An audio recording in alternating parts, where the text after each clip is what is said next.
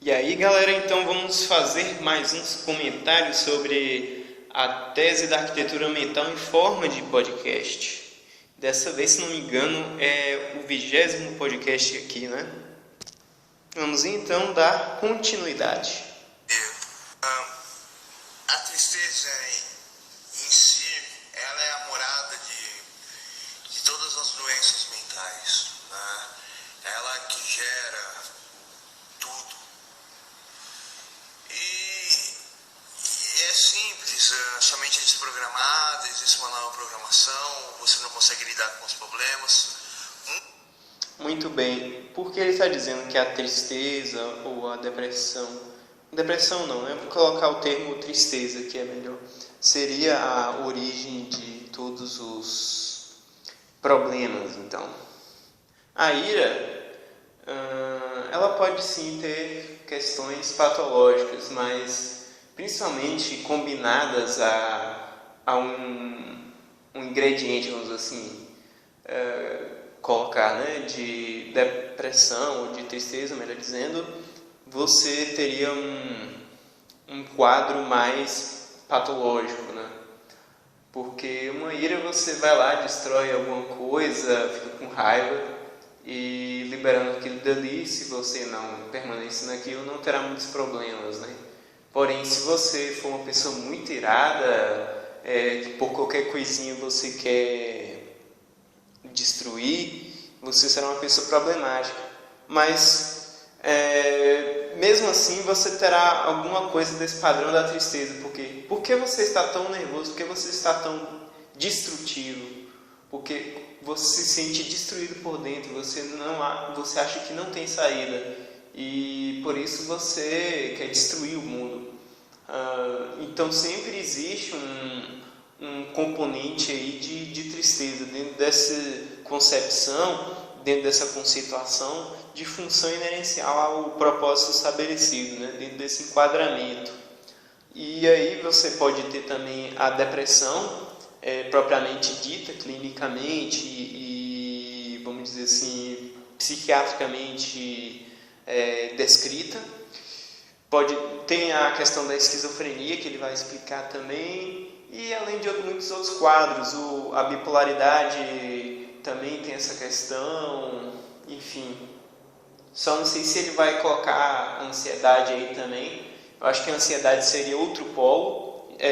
Vai ter uma parte aqui que ele vai explicar sobre isso também. Então vamos continuando aqui. Muitas das crianças sempre sonham em monstros perseguindo elas e tal, ou tem pesadelos porque elas não souberam reagir no dia a dia delas, elas não conseguiram entender aquilo gerou um medo porque ela tem uma realidade, né? Às vezes as crianças têm medo até de comer porque a única verdade que elas têm é brincar, né? Muito bem. Então, basicamente é isso, esse padrão da tristeza, quando você chega em uma situação que você não encontra saída, ou você tem a opinião de que não tem saída, ou você tentou e não tem mais motivo, não tem mais motivação, você meio que se resigna, ou então até mesmo que nessa questão aí da situação da criança, né, que ela sonha com monstros e tal, porque existem situações que ela não se sente capacitada para poder resolver, também enquadraria aí. E é estranho até falar dentro disso, porque fala, poxa, uma criança ela é triste porque sonha, ou então a situação da criança sonhar com monstros e tal, é uma tristeza. É estranho isso, né? Um pouco fora do senso comum. Mas, pelo menos dentro do padrão lógico, pode se enquadrar assim, pode se conceituar dentro disso. E não uma questão de você sentir a tristeza. Muito bem. E pode ter relação com medo, né? Depende, mas em muitos casos você tem uma relação com medo. De porque você tem medo de algo, você se sente paralisado para fazer aquilo, logo você acha que não tem saída, que não tem jeito, logo você se sente desmotivado. E aí vem a tristeza. Mas também existem outras configurações. Então elas acabam tendo sonhos que elas estão sendo perseguidas, monstros gigantes, coisas gigantes, ela não consegue ter uma ação e tal. E a depressão em si, ela grava no cérebro da pessoa, né? Toda a culpa que ela sente, todo o medo que ela sente. Aí quando ela vai dormir, o sono ele vai fazer toda uma negociação do seu estado emocional, vai criar um sonho, vários sonhos ou um sonho em anos, né? Muito bem, rapidamente aqui antes, eu acho que ele não tem essa mesma opinião, mas para Freud, na interpretação dos sonhos que ele faz, todo sonho ele expressa uma realização de um desejo.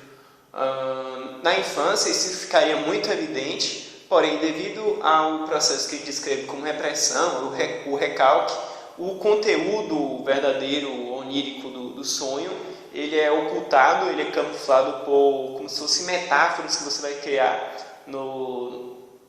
durante o seu sonho enquanto adulto. Você vai inverter o conteúdo do sonho, vai fazer alguma coisa, vai dar uma distorcida ali para aquele conteúdo não vir para o seu consciente de forma explícita, né? Até porque se visse você recalcaria, você não lembraria.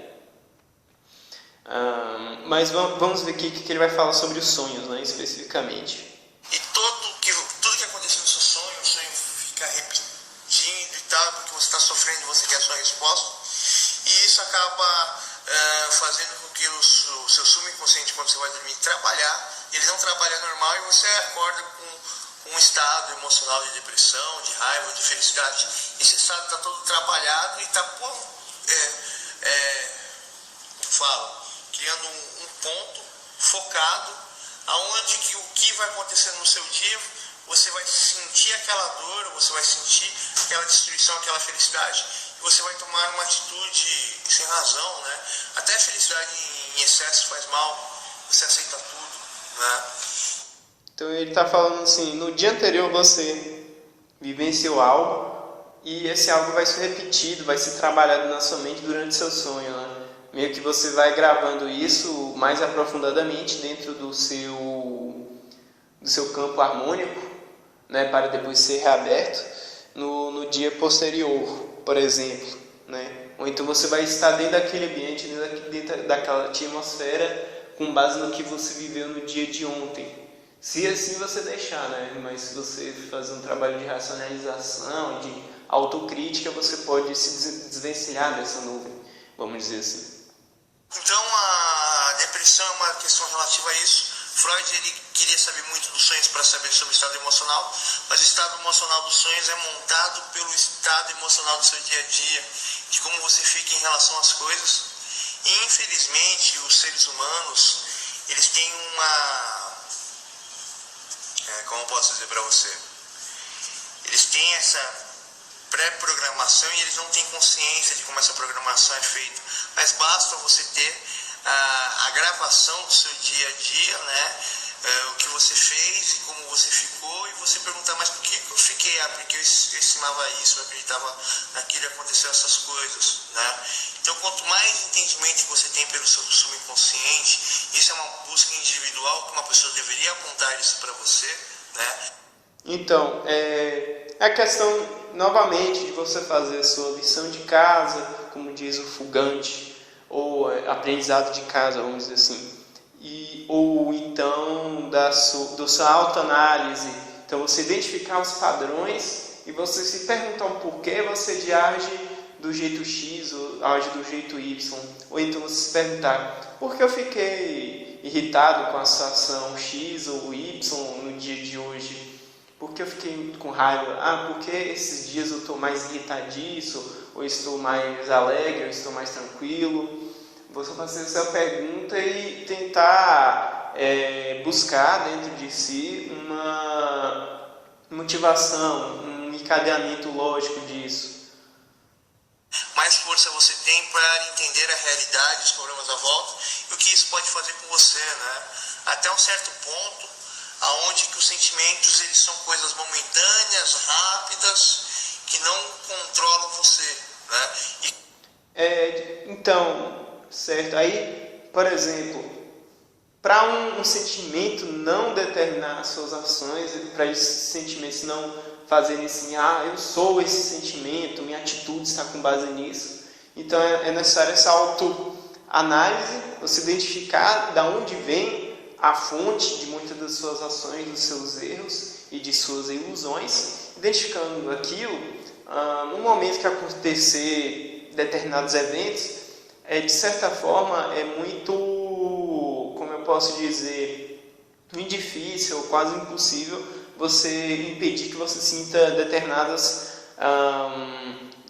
sentimentos. Então, você vai sentir aquilo de qualquer maneira, mas imediatamente, a partir do ponto que você sentiu aquilo, você, já realizar uma análise daquilo, uma limpada, uma avaliação da situação. Falei, peraí, eu senti X, porém, eu tenho que analisar, antes de agir de acordo com esse sentimento, a forma como eu vou agir racionalmente perante essa situação dada aqui.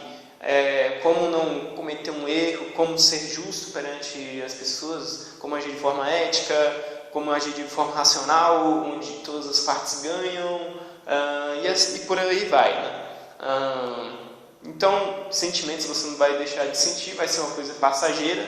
Não tente digamos assim, impedir que eles ocorram dentro de si. Isso pode até levar a situações somáticas, como na antiga histeria, né, que o Freud ele tratava, né, que as pessoas até somatizavam sintomas, quer dizer, os sintomas são somáticos, né, que tinham relação com questões emocionais, de memória, por causa da repressão e tudo.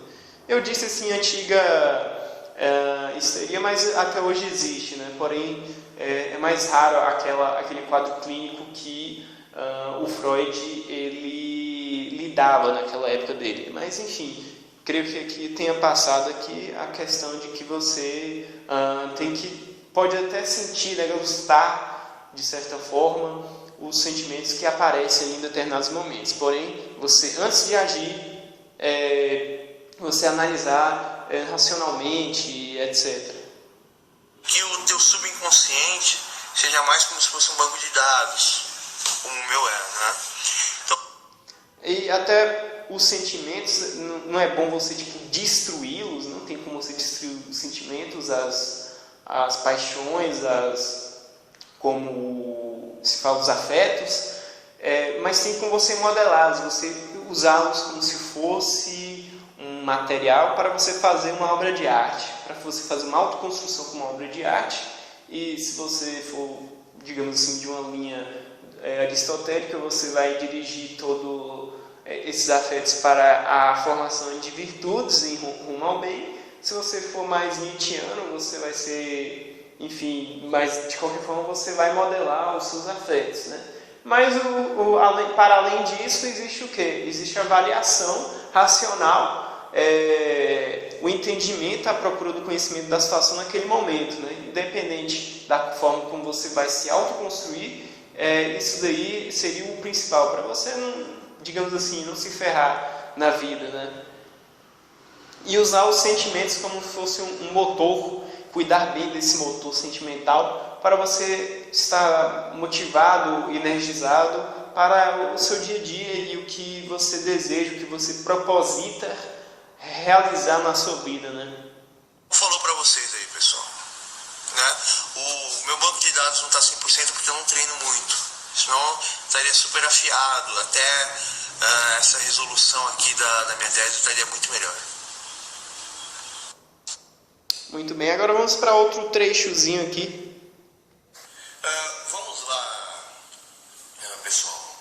Vamos dizer que já estamos aqui indo para a parte final aqui. Eu tenho que fazer algumas argumentações, né, sobre os sentimentos aqui, porque eu quero ligar uma ponte com a minha tese com o público, né, com a maioria das pessoas, acredito eu, né, mas sempre dou um pouco de estudinho para entender o que eu falo. A partir do momento que você vive a sua vida, você tem que se perguntar o que você está sentindo, por que você está sentindo. Você está sentindo raiva de algo, mas por que? Você está sentindo tristeza de algo, mas por quê? Né? Então, basicamente o que eu tinha dito anteriormente, né, em relação a essa situação. Você está tomando certa atitude, mas por quê? Na verdade, quando você tem um sentimento, é porque você está ligado dependendo de certa coisa, né? Então, se você está ligado a certa coisa, por que você está ligado, né? Digamos assim, essa ligação são os laços emocionais, é a sua, creio que ele está falando aqui, da dependência que você criou com alguma coisa, né? Que você já se relacionou e tal, que você cria um laço, uma ligação com aquilo, com pessoas ou com coisas, e por aí vai. E aqui tem a questão aqui mais complicada, que tem pessoas que vão falar assim, pô, mas eu fico com raiva aqui por causa que o negócio está errado e não sei o que, e você tá maluco, meu, e tal. Não, se algo realmente está errado, se algo realmente está destruindo você ou uma pessoa e tal, né, você está certo, ou algo realmente...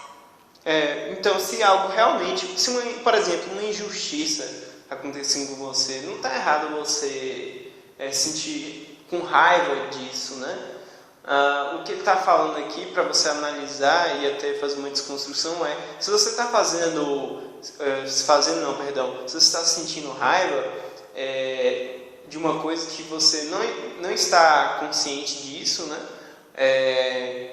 E que se você levasse consciência, poxa, não faz sentido sentir raiva por isso. Isso não está objetivamente me destruindo, mas mesmo assim eu estou sentindo raiva. Então você vai fazer um trabalho para poder desarranjar essa coisa aí. E aí você, não, então não preciso ficar com raiva disso, não tem sentido, né? Não, como se diz, não sofram, não preciso sofrer. Mas tem questões sim que não está errado sofrer, não está errado sentir raiva, né? Que racionalmente ou objetivamente você compreendendo aquilo, você estaria certo em sentir raiva, em sentir uma certa tristeza, sofrimento. Muito bem. O errado seria você não sentir, né? Depende da situação. Opa, tem alguma coisa errada aí. Não estou conseguindo pagar minhas contas e eu tenho que pagar minhas contas, eu tenho que honrar, não sei o quê. Então, isso daqui é uma coisa situacional. Você esperava por algo, deu errado, você esperava por algo passou e não sei o quê. Porém, as pessoas não vivem só nessa proforma. Às vezes a pessoa, além dela sentir a raiva, ela toma atitude sem entender as causas, sem entender o porquê, porque uma pessoa disse alguma coisa, porque uma pessoa fez isso, ou porque uma pessoa fez aquilo, ou porque uma pessoa fez não sei o quê. Aí a pessoa reage com base na raiva que sentiu, sendo que se você analisar a sua raiva, ela não tem uma base real, e sim algo que te ofendeu, te feriu psiquicamente, mas que feriu o quê? Nada, feriu seu ego somente, né? Aí acaba não tendo um sentido racional, vamos dizer assim. Precisa entender o porquê que você fica com raiva para conseguir entender por que a pessoa tomou aquela atitude, para você argumentar primeiro, para depois você tomar uma atitude. Então para você poder aconselhar uma pessoa e tal, poder resolver um problema dela, se ela pedir, ou sei lá, se você achar necessário dar um conselho ou alguma coisa, ou até mesmo para de uma forma mais aprofundada um trabalho terapêutico, você precisa primeiro avaliar esses padrões em si mesmo. E aí você aprendendo isso dentro do que você faz, dentro das suas atitudes, quando você vê o outro agindo, reagindo e tal, você vai ver com muito mais clareza, de uma forma muito mais cristalina, os porquês da ação daquela pessoa, né? Às vezes você vê uma pessoa com uma personalidade muito difícil e que as pessoas chamam de chato e tal, e aí você fazendo esse trabalho interior de autoconhecimento, ao vendo aquilo dali, fala, essa pessoa age assim, tem determinadas atitudes agir de determinada forma porque ela quer esconder uma coisa ou porque ela se sente assim e aí age dessa forma, e até você elimina o medo que você poderia ter com relação à reação daquela pessoa, né? Que aí você já vai saber e vai saber lidar também, né? Porque o natural, né, na convivência entre as pessoas é que uma pessoa respeite a outra. Se não existe respeito, você tem que argumentar o porquê que não existe esse respeito.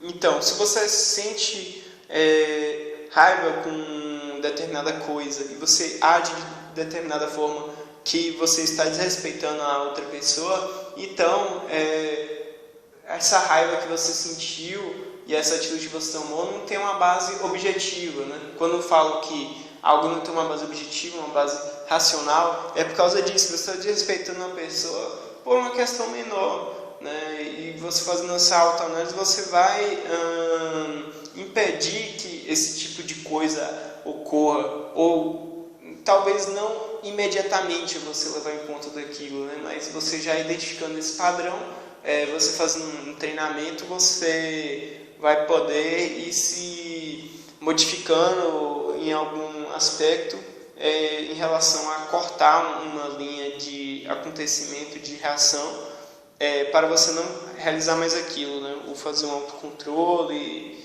Existem diversos mecanismos que podem ser utilizados, né? Para você, prevendo aquilo, poder se precaver, né? Mas voltando à questão aqui, né, você ficar feliz demasiadamente é uma coisa errada, porque você acredita em coisas, você fica extremamente... Então, porque ele fala assim, você pode até ter estranhado, ué, não pode ser muito feliz, não? Ele está querendo falar assim, ficar muito alegre com a situação, ficar muito eufórico.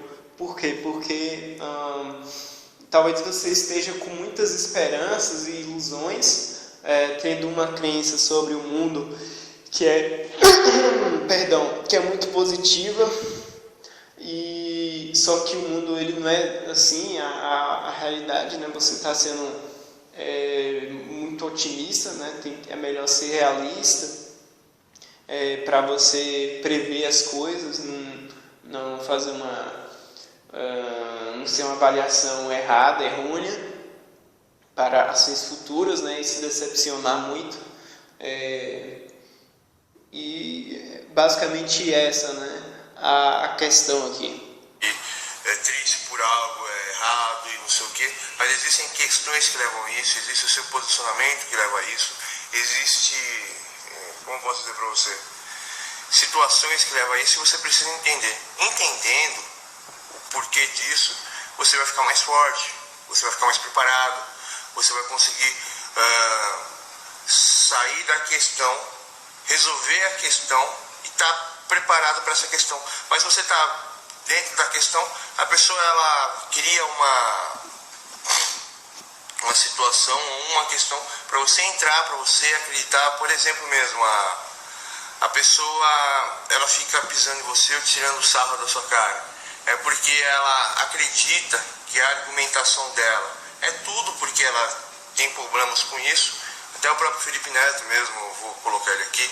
Ele é um youtuber que sempre foi uma pessoa muito problemática, ele passa um problema, ele pensa na resposta do problema, ele cria toda uma situação onde ele tem confiança que ele encontra a resposta do problema e ele está certo disso. Ou seja, é uma pessoa que não sente confiança e ele cria um caminho para ele se sentir confiante, depois ele mostra que ele é melhor que todo mundo, mas o problema que passou foi com ele. Mas ele nunca se coloca na primeira pessoa em todos os vídeos dele, né?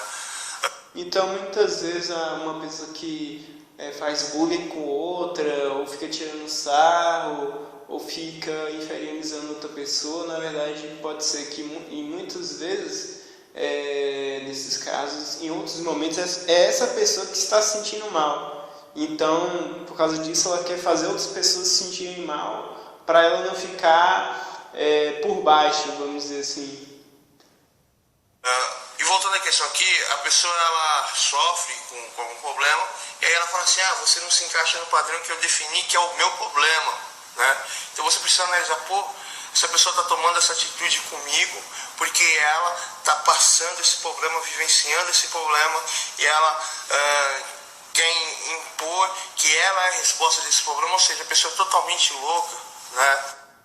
Então, se uma pessoa fracassou em algo, se ela se sente inferiorizada em algo, essa questão na qual ela tem um problema, essa inferiorização, esse fracasso, essa fixação nesse aspecto, ela vai, não necessariamente, né, mas entrando dentro desse padrão aí, ela vai chegar frente aos outros e pode exigir que eles entrem dentro desse padrão, vai julgar tudo e todos com base nessa régua. E aí quando você vê alguém te julgando, te criticando de forma assim absurda, com base em algo, muitas vezes, provavelmente, essa pessoa está tendo problema com aquilo, mas ela se veste dentro de como se fosse uma autoridade em que ela é superior naquilo e está te julgando com base nisso. Não sei se ficou claro aqui, gente, mas em resumo é isso daqui. E ele utiliza isso aí, essa avaliação que ele acabou de descrever, em muitos comentários, né, de pessoas que falam nos vídeos dele, às vezes criticando ou sei lá, falando coisas assim mais pejorativas com relação a ele com outras pessoas. Aí ele logo relata para essa pessoa que está criticando isso, está falando aquilo, comentando um X, Y, Z, que essa pessoa ela é um propósito inerencial, quer dizer, variação inerencial ao propósito estabelecido, que fica preso naquilo, que é inferior naquilo, que fracassou naquilo, e por causa disso fica tentando impor a sua derrota para as outras pessoas, né? Se impondo a sua derrota dizendo que ele é vencedor naquilo, ou que os outros estão derrotados com relação àquilo que ele mesmo se sente derrotado, né? E tipo, pra mim isso não é importante, porque é importante pra mim não tá baseado naquilo que a pessoa está objetivando ali, me julgando por um objetivo. Eu sou maior porque eu tenho a capacidade de avaliar, de analisar, de entender, de superar, de lidar, de argumentar, de saber o que está fazendo a pessoa agir daquela maneira errada, de colocar a pessoa numa posição errada e ainda dar uma oportunidade para aquela pessoa. Nossa, isso é um desenvolvimento intelectual, é um desenvolvimento emocional que se baseia por análises de questões e situações. Por que eu estou irritado? Por que eu estou triste? Por que eu estou assim? Então, você tendo esse conhecimento disso, né, quando você se lidar com uma pessoa dessa, que é extremamente difícil, extremamente chata, você explana o problema dela, né? E aí, explanando isso, você não está atacando diretamente a pessoa, né? Você está expondo o porquê dela estar agindo daquele modo, né? Agressivo e tal. E aí, explanando isso, você fala, ó, você tem duas escolhas. Ou você fala, não, realmente, eu estou fazendo isso e se arrepende. Ou então você vai negar, vai tentar excluir isso. Mas você, fazendo essa explanação, essa análise de forma correta, você vai falar, pelo menos a pessoa vai pensar assim, poxa, ele me desvendou aqui, né? E aí ela vai fingir, não, isso aí não é nada disso, não, e vai tentar fugir, vai tentar entrar em outra questão, né? Desviar do ponto ali, e até se for uma pessoa realmente muito chata, ela vai continuar te xingando, te criticando, só que em outra coisa, e aí você novamente, fica até um processo cansativo, né? Aí vai da escolha da pessoa. Não sei o quê, e você se entendendo, essa é a maior cura. E uma pessoa que estudou para a mente, ela não está lá para te dar ideias, ela está lá para você encontrar suas respostas. Mas infelizmente a psicanálise, a psiquiatria, tudo se tornou uma pseudociência, né? Onde as pessoas não estão nem aí com os estudos. Então falou aí para vocês, pessoal, por enquanto. Eu vou fazer mais alguns vídeos e vou postar, né? Eu queria trabalhar bem ela, mas é isso aí. Falou para vocês. Muito bem, então terminamos aqui uma parte dessa grande live. Depois esse vídeo vai começar uma outra questão aqui, que é a questão da construção da personalidade das pessoas. E ele falou aqui, né, fez uma crítica, uma avaliação da psiquiatria, da psicanálise, que acabou se tornando uma pseudociência, segundo a visão dele e tal. Agora, não sei, porque eu vejo que não, porque o que ele estudou em relação aos estudos que haviam sido feitos da psicanálise e tal, e que ele criou uma nova vertente aqui, foi uma base assim, até bem antiga, né, de Freud, e eu acho que ele leu alguma coisa de psiquiatras e tal, mas hoje em dia existem muitas psicanálises, existe muitas outras vertentes, muitas outras coisas que eu não sei se ele tem conhecimento, né? E eu acho que ele não explorou, não revisitou essas novas vertentes aí para poder reavaliar, né? Mas apesar de tudo isso, a tese dele é muito ampla, né?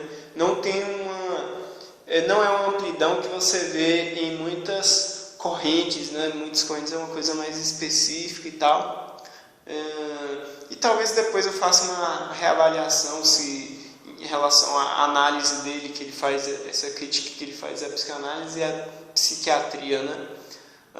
Mas eu acho que a crítica dele, realmente o ponto fulcral é o seguinte, que as pessoas muitas vezes não exercitam o porquê delas sentirem tais coisas, mesmo elas sendo profissionalizadas em psiquiatria ou psicologia ou psicanálise, muitas vezes pode ser que ela não saiba de todas as questões, de todos os porquês das ações dela, né? E aí ela vai querer clinicar, vai querer atender as pessoas sem não saber tudo disso, né? Então, como o Luiz Fugante fala, primeiro é necessário você fazer a sua, que ele chama de lição de casa, né?